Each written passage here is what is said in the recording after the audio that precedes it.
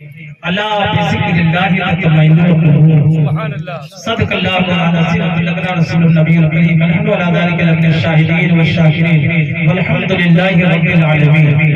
ایک مرتبہ محبت کے ساتھ درود شریف اللہم صلی علی سیدنا محمد وعلی آل سیدنا مولانا محمد وبارک وسلم صلاۃ و سلام علیک یا رسول اللہ صلی اللہ علیہ وسلم۔ عزیزان دین اسلام، جیسا کہ آپ سبھی لوگوں کو معلوم ہے کہ یہ جو سامیانہ دیکھ رہے سجا ہوا، یہ لائٹیں خوبصورت لگی ہوئی، بہترین بیٹھنے کا انتظام، ممبر رسول، اور اس ممبر رسول پہ دور دور دراز سے علماء اہل سنت، شاعر اسلام جو جلوہ افروز ہیں، یہ جناب ڈاکٹر محمد نصیب صاحب کی محبت اور ان کی محنت ہے، اور ان کے جتنے بھی بھائی ہیں، جناب ڈاکٹر اسلم صاحب، محمد اکرم میاں اور جو بھائی لوگ ان کے ہیں، یہ سب کی محنت ہے۔ اللہ تعالیٰ کی بارگاہ میں دعا ہے کہ اللہ تعالیٰ غوث اعظم کے فیضان سے ہی مالا مال فرمائے، اللہ ان کی تمام دینی دنیاوی جائز مرادوں کو پوری فرمائے۔ پرسوں کے دن صاحب کی بیٹی کا نکاح، انہوں نے سوچا کہ بیٹی کی شادی بعد میں کریں گے، میرے غوث اعظم کا مہینہ ہے، پہلے میں اپنے غوث اعظم کی خوشی مناؤں گا اپنے دور سے۔ اچھا، میرے گھر میں غوث اعظم کی محفل سجے گی تو غوث اعظم کا کرم ہوگا، انشاءاللہ میری بیٹی کی بھی شادی ہوگی، ہم سب ہو جائے۔ اور یہ عقیدت سب کو رکھنا چاہیے، اگر یہ عقیدت ہے تو انشاءاللہ تمہاری دنیا بھی سنور گئی اور انشاءاللہ تمہاری آخرت بھی سنور گئی۔ اور اگر تمہاری عقیدت میں کمزوری ہے پھر دنیا میں بھی بگڑے رہو گے اور وہاں بھی پھر مارے جاؤ گے۔ کوشش کرو کہ کبھی بھی شادی کا موقع ہو، گھر میں کوئی خوشی حاصل ہو، بیمار تھا اللہ نے اسے شفا بخش دیا، تو کبھی کبھی کوشش کیا کریں کہ اپنے گھروں میں میلاد شریف منا لیا کریں، سرکار غوث اعظم کی محفل منا لیا کریں، سرکار آقا غریب نواز کی محفل منا لیا کریں، کیونکہ ان محفلوں کی ہی برکت ہے۔ ویسے تو ہمیں وقت ہی نہیں ہے کہ ہم لوگ کسی عالم کی صحبت میں جا کے بیٹھ کے دین حاصل کر سکیں، سنت شریعت کی چیزیں سیکھ سکیں، مسئلے مسائل سمجھ سکیں۔ کم سے کم ایسے محفلیں سجا لیا کریں، انہی محفلوں کی برکتیں انشاءاللہ یہ عطا ہوگی کہ آپ کے اندر علم بھی آ جائے گا، عمل کا شوق اور ذوق بھی پیدا ہوگا۔ بات کچھ اور کرنی تھی لیکن وقت کم ہے، تقریباً 11 بج گئے، 3 منٹ پورا ہو گیا، اور ڈاکٹر اسلم صاحب نے کہا تھا حضرت 11 تک محفل ہونا چاہیے۔ بس ایک بات کہہ کے گزر جائے، آج ہم لوگ اپنے بچوں کو پڑھانے کے لیے لاکھ 2 لاکھ 4 لاکھ 10 لاکھ خرچہ کرتے ہیں نا، اپنے گھر بنانے کے لیے 10-20 لاکھ خرچہ کر دیتے ہیں، اپنے سادھن کے لیے اچھی سے اچھی گاڑی چوز کرتے ہیں، خریدتے ہیں، پہننے کے لیے اچھے سے اچھے لباس پہنتے ہیں۔ سننا غور سے تھوڑی دیر کے لیے، ہم جانتے ہیں کہ ابھی لنگر شریف نہیں کھلایا گیا ہے، لیکن لنگر شریف تو ملے گا ہی ان کی محفل میں۔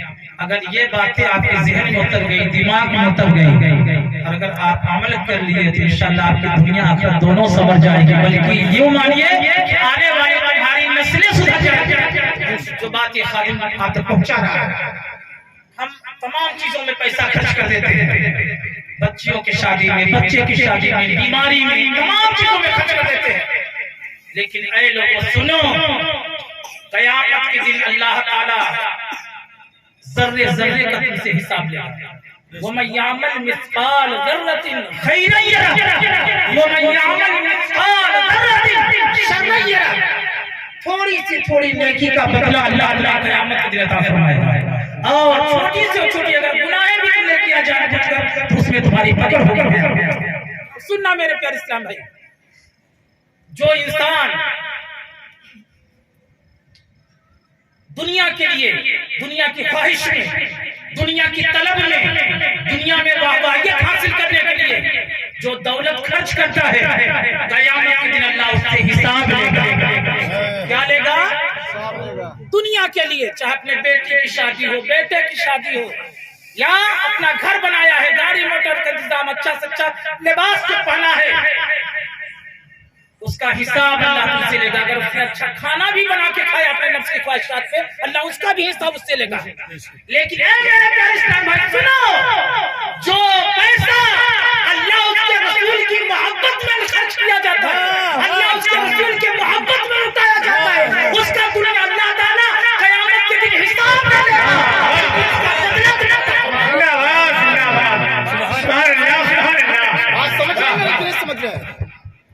دنیا میں اللہ تعالیٰ جو بندے مومن اللہ اس کے رسول کے راہ میں خرچ کرے گا، اور سنو خرچ کرنے کا ثواب کیا ہوگا؟ اگر ایک خرچ کرے گا تو اللہ اس کا بدلہ 10 عطا فرمائے گا، اور اگر اخلاص کے ساتھ خرچ کیا ہے، محبت سچے عقیدت کے ساتھ اللہ اس کے رسول کی راہ میں خرچ کیا ہے، تو ہمارے صوفیہ فرماتے ہیں کہ یعنی اللہ تبارک و تعالیٰ اس کا بدلہ 10 نہیں بلکہ 70 عطا فرمائے. میرے پیارے اسلام میں کوشش کرو ان محفلوں کے منانے میں بخیلی نہ کیا کرو، کنجوسی نہ کیا کرو، جتنا ہو سکے اتنا لٹا دیا کرو، کیونکہ اس کا بدلہ دنیا میں بھی اللہ تمہیں عطا فرمائے گا اور آخرت میں بھی. اور ہم نے جس آیت کے کریمہ کی تلاوت کرنے کی شرف حاصل کیا، الا بذکر اللہ تطمئن القلوب، اللہ کے ذکر سے دلوں کو سکون ملتا ہے. اگر تم چاہتے ہو کہ میرا قلب روشن ہو، میرا دل زندہ ہو جائے اللہ اس کے رسول کی محبت میں، تو میرے پیاروں اگر تمہیں اچھی صحبت نہیں مل پا رہی ہے تو کبھی کبھی اپنے گھروں میں ایسی محفلیں سجا لیا کرو، کیونکہ یہ ذکر اللہ کی محفل ہے، ذکر رسول کی محفل ہے، ذکر اولیاء اللہ کی محفل ہے. جو بندے مومن ذکر اولیاء اللہ کرتا ہے، ہمارے صوفیہ فرماتے ہیں وہ ذکر بے شک یعنی رسول پاک کا ہی ذکر ہوا کرتا ہے، کیونکہ اولیاء کو جو مقام ملا ہے وہ رسول پاک کے صدقے ملا ہے. اگر غوث اعظم کو غوثیت ملی ہے تو میرے آقا صلی اللہ علیہ وسلم کے فیضان کا صدقہ ہے. میرے پیارے اسلام بھائی کوشش کرو، ڈاکٹر صاحب بیٹھے ہیں، ان کے دوست بھی کچھ لوگ آئے ہیں، بولتے ہیں بابا کیا بول رہے ہیں، پہلے سمجھے. جو بھی لوگ دنیا کی حبس، دنیا کی خواہشوں میں لوگ دنیا میں ہمیں جانے پہچانے خرچ کریں گے، اس کی پکڑ ہو جائے گا، حساب لیا جائے گا. لیکن اللہ اس کے رسول کی راہ میں خرچ کریں گے، اللہ اس کا ثواب عطا فرمائے گا. اور یہ ہے، یہ صرف ایسا نہیں کہ آخرت میں بلکہ دنیا میں بھی عطا فرمائے گا.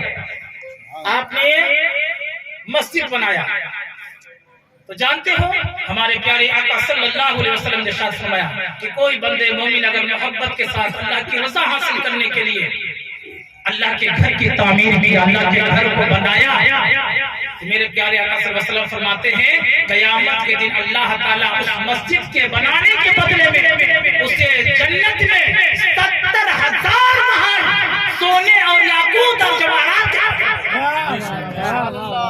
میری بات سمجھ رہے ہیں میرے پیارے. کوشش کرو، اگر اللہ نے تمہیں دولت دیا ہے، اللہ نے تمہیں عزت دیا ہے، اللہ نے تمہیں شہرت دیا ہے، اللہ اس کے رسول کی رضا کی پر خرچ کرو.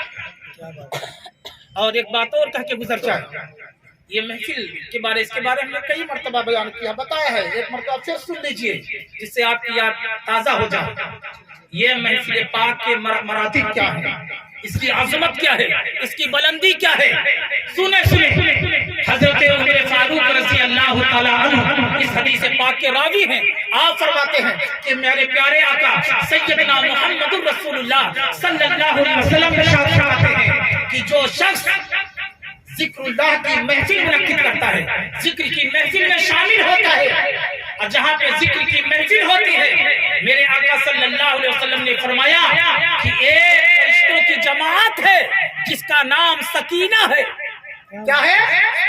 ڈاکٹر صاحب کی خوش نصیبی آپ کی ہے اور آپ کے بھائیوں کی ہے، آپ کے پورے پریوار کے لوگوں کی ہے کہ آج آپ نے محفل غوث اعظم بنا کر ان فرشتوں کو اس زمین پہ آنے کی دعوت دی.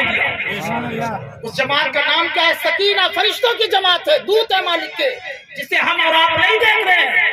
اور ان کا کام کیا ہے؟ اللہ نے ان کو کس کام پہ لگایا ہے؟ ان کا صرف ایک کام ہے کہ اللہ فرماتا ہے جاؤ روئے زمین پر چلے جاؤ، جہاں پر میرے بندے میری محبت میں محفلیں منا رہے ہیں، یا میرے محبوب کی محبت میں محفلیں منا رہے ہیں، یا میرے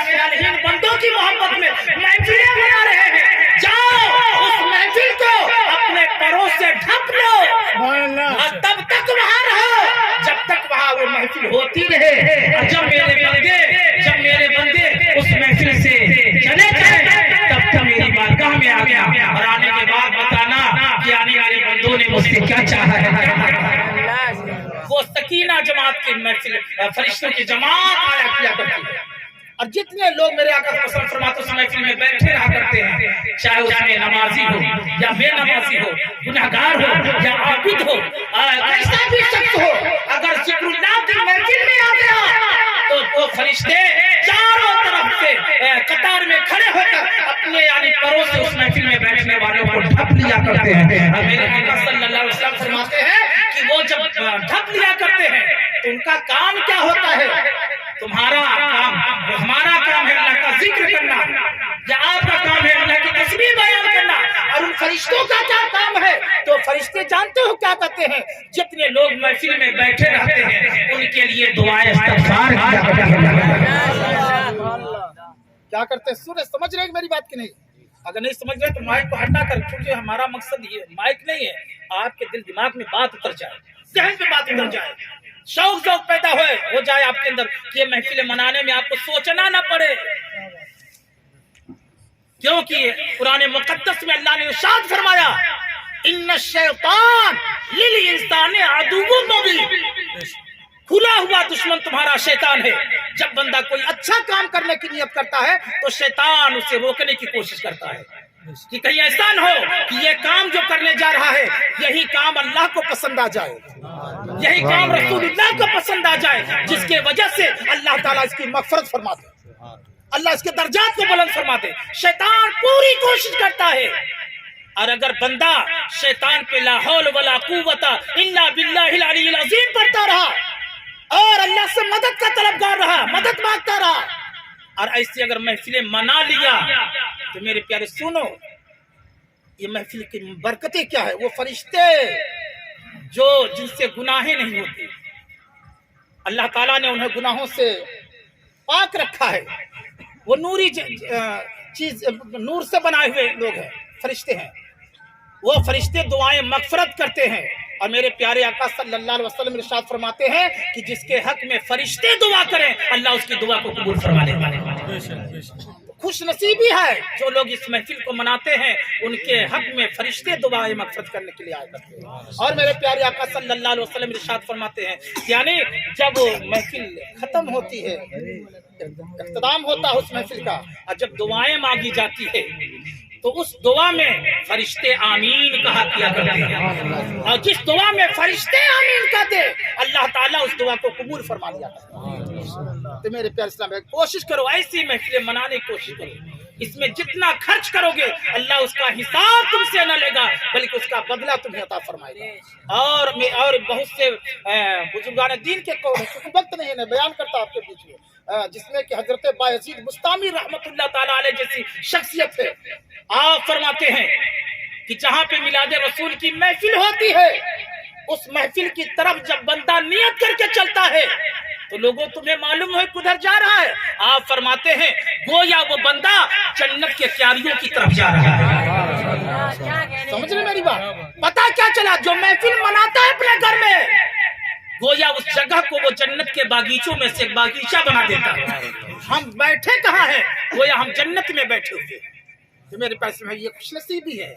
बस अल्लाह की बारगाह में दुआ है कि मौला करीम ऐसी महफिलें हमें हमेशा मनाने की तौफीक और रफीक अता फरमाए। और अल्लाह ताला इस महफिल पाक की बरकत से जो शादी होने वाली है, अल्लाह ताला उसमें आने वाली परेशानियां जो है अल्लाह उसे दूर फरमा दे, अल्लाह आने वाली तकलीफों को दूर फरमा दे। जो मेहमानों के लिए खाने का इंतजाम किया जा रहा, अल्लाह ताला उसमें बेशुमार बरकतें अता फरमा दे। और जो रिश्ता निकाह के जरिए से जुड़ने वाला है, अल्लाह ताला दोनों रिश्तों में आपसी इत्तेहाद और मोहब्बत अता फरमा। फिर कभी मौका मिलेगा, क्योंकि वक्त ज्यादा हो गया है, और जब जिम्मेदारी आदमी नहीं समझेगा तो फिर कौन समझेगा? फिर मेरे जाने के बाद फिर लोग कह देगा हजरत पकड़ लिए मैं तो छोड़ेगा। बस कुछ चीजें हमारे जहन पे थी, बताना मकसद था हमारा। कोशिश करो। और एक चीज और चलते चलते बता दें कि कोशिश करें नमाज की पाबंदी करें। नमाज सारी इबादतों में सबसे अफजल इबादत है। नमाजों की पाबंदी करें। जो बंदा चाहता है कि मुझे दुनिया में तरक्की हासिल हो, माँ अभी مولانا ریاض صاحب نے بہت اچھا بیان کیا. پیر کا مقصد یہ نہیں ہے کہ اپنے مرید کے لیے دعا کرے اور اس کا گھر دولت سے بھر جائے. اگر ایسا ہوتا تو میرے سرکار غوث اعظم کے بہت سے ایسے غلام تھے جن کی زندگی کے اقوال کو ہم نے پڑھا ہے کہ ان کی زندگی زیادہ تر فاقہ کشی میں گزرا کرتی تھی.